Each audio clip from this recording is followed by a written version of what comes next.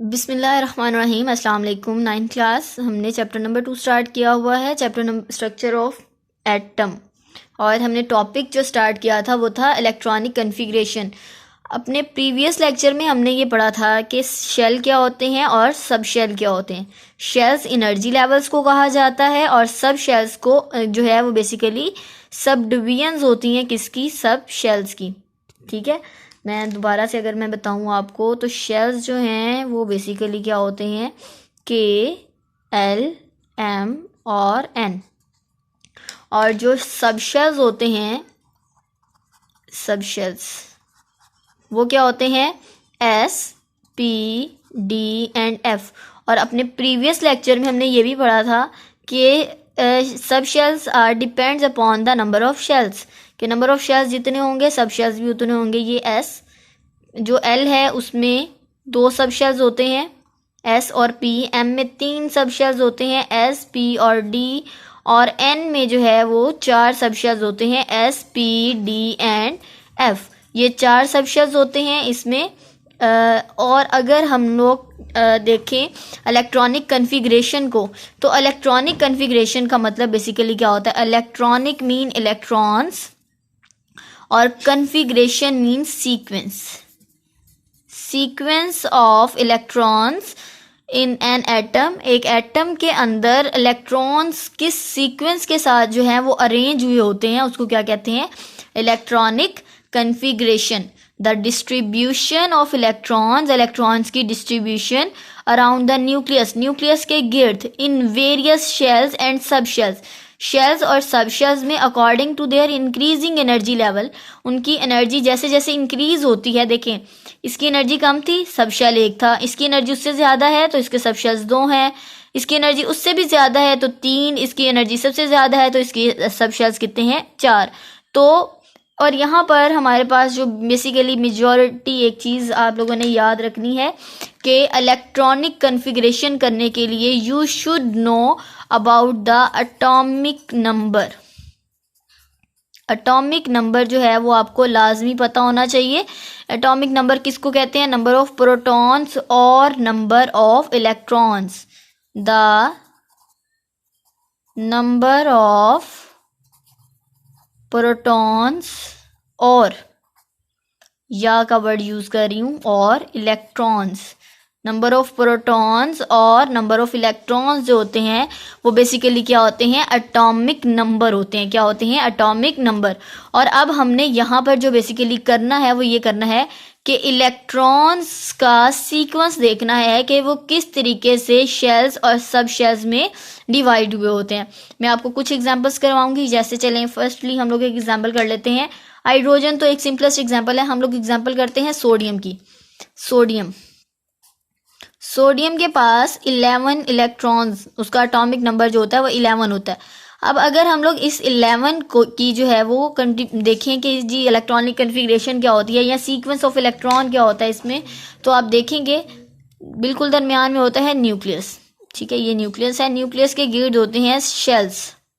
देखें ज़रा आपके पास, अच्छा सबसे सॉरी ये बताना भूल गई, सब शेल में आप देखें ज़रा, जो S होता है S में मैक्सिमम 2 इलेक्ट्रॉन्स आ सकते हैं, P में 6 इलेक्ट्रॉन्स होते हैं, D में जो है वो 10 इलेक्ट्रॉन्स और F में 14 इलेक्ट्रॉन्स। ये आपने याद रखना है। ठीक है, ये हमारे पास फर्स्ट शेल था, ये सेकंड है, ये थर्ड है, ये फोर्थ है। और S में 2 इलेक्ट्रॉन्स, S में 2, P में 6, D में 10 और F में 14। और इसके लिए आप एक फॉर्मूला जहन में रख लें, N, L और ऊपर X, N, L और X, N, L और X। अब इसको मैं बता देती हूँ। N जो है वो यहाँ पे रिप्रेजेंट कर रहा है नंबर ऑफ शेल्स को, नंबर ऑफ शेल्स। L जो है वो रिप्रेजेंट कर रहा है नंबर ऑफ सब शेल्स को। ठीक है, नंबर ऑफ सब शेल्स को। और X रिप्रेजेंट कर रहा है नंबर ऑफ इलेक्ट्रॉन्स को। किसको शो कर रहा है, नंबर ऑफ इलेक्ट्रॉन्स को। अब हमने इसके लिहाज से अपनी इलेक्ट्रॉनिक कन्फिग्रेशन देखनी है। ठीक है। जब हम लोग अपनी इलेक्ट्रॉनिक कन्फिग्रेशन लिखेंगे तो वो हमने इसके अकॉर्डिंग लिखना है। सबसे पहला हमारे पास नंबर ऑफ शेल्स होने चाहिए, फिर उसके बाद हमने दूसरे नंबर पे लिखना है सब शेल, और थर्ड नंबर पे हमने लिखना है नंबर ऑफ इलेक्ट्रॉन्स। 3 चीज़ें हैं, नंबर ऑफ शेल्स, सब शेल्स और नंबर ऑफ इलेक्ट्रॉन्स। अब यहाँ पर आप देखें, दरमियान में मैंने आपको बताया न्यूक्लियस होता है, न्यूक्लियस के गिर्द होते हैं शेल्स और सब शेल्स। अब ये पहला है, ये है के शेल, दूसरे वाला होगा एल, और थर्ड वाला शेल है जी एम।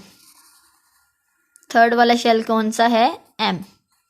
अब इन तीनों में हमने इन 11 इलेक्ट्रॉन्स की कंट्रीब्यूशन देखनी है कि किस तरीके से ये यहाँ पर इसका सीक्वेंस आएगा। अब आपको पता है कि के शेल में मज़ीद एक सब शेल होता है, इसको हम लोग लिखेंगे 1, ये है 2 शेल और ये है 3, ठीक है। अगर के में आप देखें तो के में सब शेल 1 होता है, ठीक है, ये पहला शेल है। जो हमारे पास एल है, इसमें एस और पी, और एम में क्या होता है? एस, पी और डी। अच्छा, एक चीज़ आपने याद रखनी है कि सबसे पहले आप जिसको भी यहाँ पर फिलअप करना शुरू करेंगे, कंप्लीटली फिल करने के बाद आप अगले शेल में जा सकते हैं, ठीक है। फॉर एग्जांपल यहाँ पर 11 इलेक्ट्रॉन्स है, एस में मैक्सिमम कितने इलेक्ट्रॉन्स आ सकते हैं? 2 इलेक्ट्रॉन्स आ सकते हैं। तो सबसे पहले यहाँ पर कितने इलेक्ट्रॉन्स आ जाएंगे? 2 इलेक्ट्रॉन्स। कितने इलेक्ट्रॉन्स आएंगे यहाँ पर? 2 इलेक्ट्रॉन्स। और अब बाकी कितने रह गए? बाकी हमारे पास अभी 9 इलेक्ट्रॉन्स रहते हैं। अब देखें ज़रा, एस में कितने आते हैं? 2, पी में कितने आते हैं? 6। आप इन सबको काउंट करें, कितने हो गए? ये 10 हो गए। अब हमने नेक्स्ट शेल में सबसे पहले वाला आएगा हमारे पास एस, तो बाकी हमारे पास इलेक्ट्रॉन कितने बच जाते हैं? 1। तो ये हमारे पास आ गई सारी की सारी सीक्वेंस। हमने यहाँ पर कंट्रीब्यूशन, इसकी डिस्ट्रीब्यूशन कर दी इलेक्ट्रॉन्स की। अब बाकी जो हमारे पास पी और डी है, ये ऐसे एज इट इज़ ही बच गए, इसमें कोई आपके पास इलेक्ट्रॉन्स नहीं गए, बिकॉज हमारे पास यहाँ पर इलेक्ट्रॉनिक कन्फिग्रेशन कंप्लीट हो गई है। अच्छा जी, अब इसको लिखने का मेथड कुछ ये है कि हमने सबसे पहले नंबर ऑफ शेल लिखना है।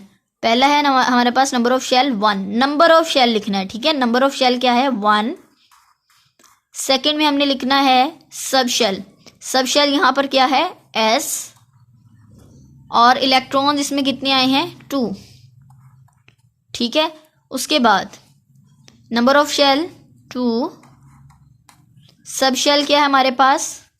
एस, और एस में इलेक्ट्रॉन्स कितने आए हैं? 2, ठीक है। उसके बाद थर्ड यहाँ पर अभी दूसरे ही शेल में हमारे पास सब शेल है पी, और इसमें इलेक्ट्रॉन्स कितने हैं? 6। उसके बाद थर्ड शेल में आ जाएं। थर्ड शेल, सब शेल कौन सा है? एस, और इसमें इलेक्ट्रॉन्स कितने हैं? 1, ठीक है। तो ये हमारे पास है इलेक्ट्रॉनिक कन्फिग्रेशन ऑफ सोडियम। ये क्या है? Electronic configuration of sodium. तो बच्चों ज़रा ये थोड़ा सा टफ है, लेकिन जितनी प्रैक्टिस करेंगे उतना अच्छे तरीके से हो जाएगा। देखें, इलेक्ट्रॉनिक कन्फिग्रेशन क्या होती है? इलेक्ट्रॉन्स की डिस्ट्रीब्यूशन इन शेल्स और सब शेल्स, ठीक है। तो उसमें आपने जो याद रखना है वो ये याद रखना है कि आपके पास जो के शेल है उसमें 1 सब शेल है, एल में 2 सब शेल हैं, एम में 3 सब शेल हैं, और एन में 4 सब शेल हैं। एस में 2 इलेक्ट्रॉन्स आ सकते हैं, पी में 6 आ सकते हैं, डी में 10 आ सकते हैं, एफ में 14 आ सकते हैं। और एटॉमिक नंबर के लिहाज से हम इसकी जो है डिस्ट्रीब्यूशन करते हैं। अब यहाँ पर मैंने आपको एक फार्मूला, ये याद करने का एक तरीका बताया है कि आपने याद रखना है। सबसे पहले आपने नंबर ऑफ शेल्स लिखने हैं, फिर आपने सब शेल लिखना है, फिर आपने नंबर ऑफ इलेक्ट्रॉन्स लिखने हैं, ठीक है। जिसके लिहाज से मैंने आपको सिर्फ अभी तक एक एग्जांपल करवाई है सोडियम की।